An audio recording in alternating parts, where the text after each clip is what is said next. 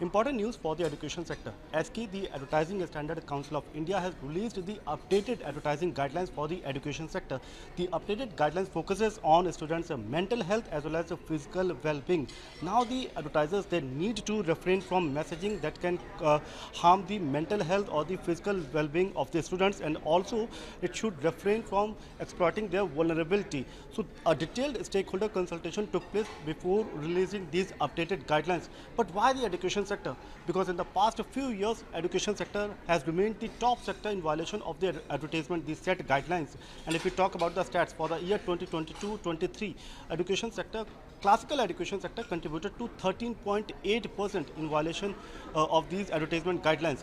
Now, what is the difference between the existing guidelines or the updated guidelines? The existing advertisement guidelines for the education sector focuses on that advertisers should substantiate any claim that they make in the advertisement, and these claims should be substantiated with the relevant evidence, whereas the updated guidelines now focuses on mental and physical well-being. For example, advertisers should not stereotype students based on gender or physical appearance, nor it should portray that those who have scored low marks they are unsuccessful or they have failed in their life.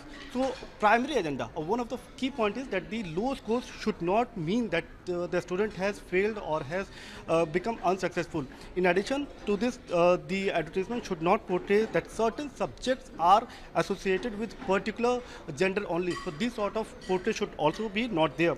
Must not create a false impression or a sense of urgency or even fear of missing out. That these sort of advertisement guidelines should be followed, and these updated guidelines have been released. Now it is up to the advertiser or the education sector to follow these guidelines so as to maintain the physical and mental well-being of the students.